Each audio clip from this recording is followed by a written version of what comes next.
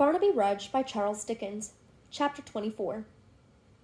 How the accomplished gentleman spent the evening in the midst of a dazzling and brilliant circle, how he enchanted all those with whom he mingled by the grace of his deportment, the politeness of his manner, the vivacity of his conversation, and the sweetness of his voice. How it was observed in every corner that Chester was a man of that happy disposition that nothing ruffled him, that he was one on whom the world's cares and errors sat lightly as his dress, and in whose smiling face a calm and tranquil mind was constantly reflected. How honest men, who by instinct knew him better, bowed down before him nevertheless, deferred to his every word, and courted his favorable notice. How people who really had good in them went with the stream, and fawned and flattered and approved, and despised themselves while they did so, and yet had not the courage to resist. How, in short, he was one of those who are received and cherished in society, as the phrase is, by scores who individually would shrink from and be repelled by the object of their lavish regard, are things, of course, which will suggest themselves. Matter so commonplace needs but a passing glance, and there an end. The despisers of mankind, apart from the mere fools and mimics of that creed, are of two sorts. They who believe their merit neglected and unappreciated make up one class. They who receive adulation and flattery, knowing their own worthlessness, compose the other. Be sure that the coldest-hearted misanthropes are never of this last order. Mr. Chester sat up in bed next morning, sipping his coffee and remembering with a kind of contemptuous satisfaction how he had shone last night, and how he had been caressed and courted, when a servant brought in a very small scrap of dirty paper, tightly sealed in two places, on the inside whereof was inscribed in pretty large text these words: "A friend, desiring of a conference, immediate, private. Burn it when you've read it." "Where in the name of the gunpowder plot did you pick up this?" said his master. "It was given him by a person then waiting at the door," the man replied. "With a cloak and dagger?" said Mr. Chester.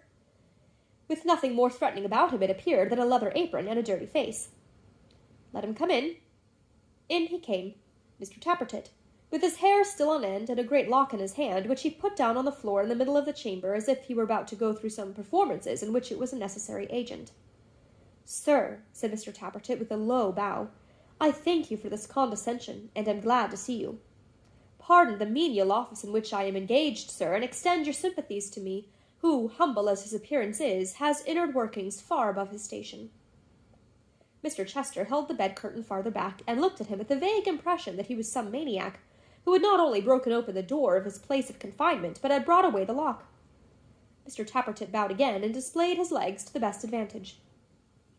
"You have heard, sir," said Mr. Tappertit, laying his hand upon his breast, "of G. Varden Locksmith, and bell-hanger and repairs, neatly executed in town and country, Clerkenwell, London." "What then?" asked Mr. Chester. "I'm his prentice, sir."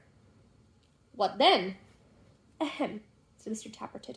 "Would you permit me to shut the door, sir, and will you further, sir, give me your honour bright that what passes between us is in the strictest confidence?"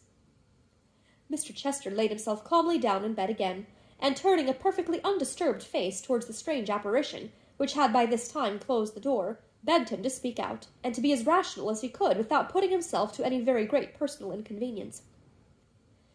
"In the first place, sir," said Mr. Tappertit, producing a small pocket-handkerchief and shaking it out of the folds, "as I have not a card about me, for the envy of masters debases us below that level, allow me to offer the best substitute that circumstances will admit of."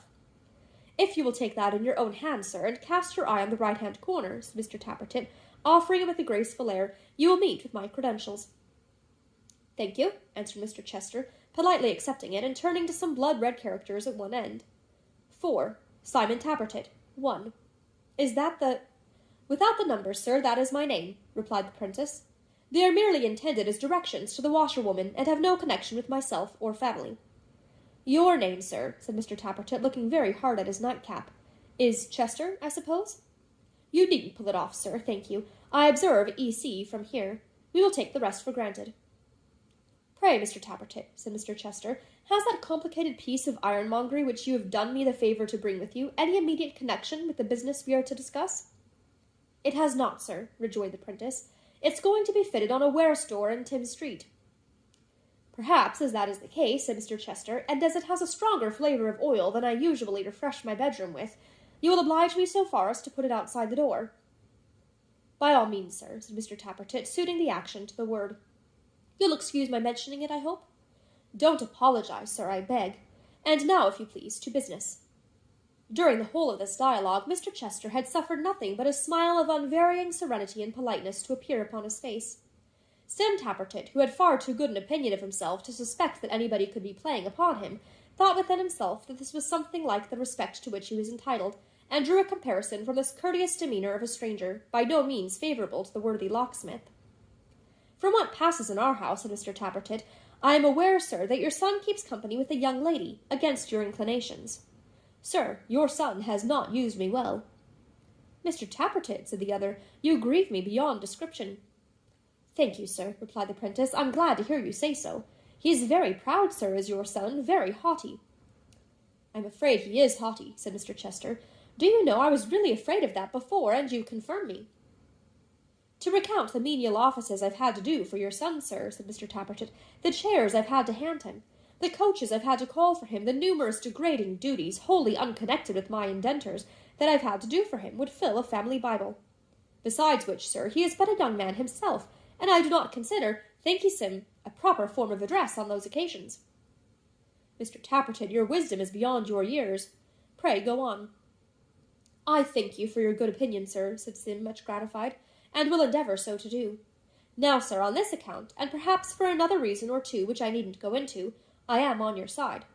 And what I tell you is this, that as long as our people go backwards and forwards, to and fro, up and down, to that there jolly old Maypole, lettering and messaging and fetching and carrying, you couldn't help your son keeping company with that young lady by deputy, not if he was minded night and day by all the horse guards, and every man of 'em in the very fullest uniform." Mr. Tappertit stopped to take breath after this, and then started fresh again. "Now, sir, I am coming to the point. You will inquire of me, how is this to be prevented? I'll tell you how. If an honest, civil, smiling gentleman like you—" "Mr. Tappertit, really—" "No, no, I'm serious," rejoined the prentice. "I am, upon my soul. If an honest, civil, smiling gentleman like you was to talk but 10 minutes to our old woman, that's Mrs. Varden, and flatter her up a bit, you'd gain her over forever. Then there's this point got, that her daughter, Dolly—" here a flush came over Mr. Tappertit's face— "wouldn't be allowed to be a go-between from that time forward, and till that point's got, there's nothing ever will prevent her. Mind that." "Mr. Tappertit, your knowledge of human nature—" "Wait a minute," said Sim, folding his arms with a dreadful calmness. "Now I come to the point.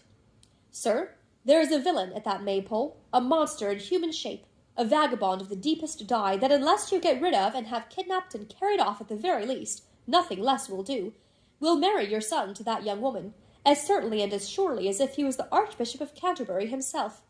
He will, sir, for the hatred and malice that he bears to you, let alone the pleasure of doing a bad action, which to him is its own reward.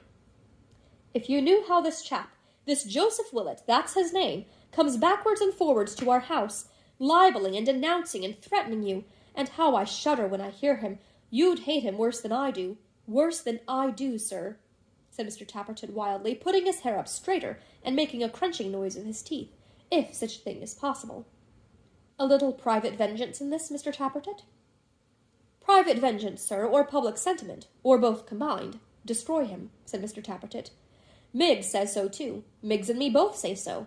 We can't bear the plotting and the undermining that takes place. Our souls recoil from it. Barnaby Rudge and Mrs. Rudge are in it likewise, but the villain, Joseph Willett, is the ringleader. Their plottings and schemes are known to me and Miggs. If you want information of 'em, apply to us. Put Joseph Willett down, sir. Destroy him, crush him, and be happy." With these words, Mr. Tappertit, who seemed to expect no reply, and to hold it as a necessary consequence of his eloquence that his hearer should be utterly stunned, dumbfounded, and overwhelmed, folded his arms so that the palm of each hand rested on the opposite shoulder, and disappeared after the manner of those mysterious warners of whom he had read in cheap storybooks. "That fellow," said Mr. Chester, relaxing his face when he was fairly gone, "is good practice. I have some command of my features beyond all doubt. He fully confirms what I suspected, though, and blunt tools are sometimes found of use, where sharper instruments would fail. I fear I may be obliged to make great havoc among these worthy people. A troublesome necessity. I quite feel for them." With that he fell into a quiet slumber, subsided into such a gentle, pleasant sleep, that it was quite infantine.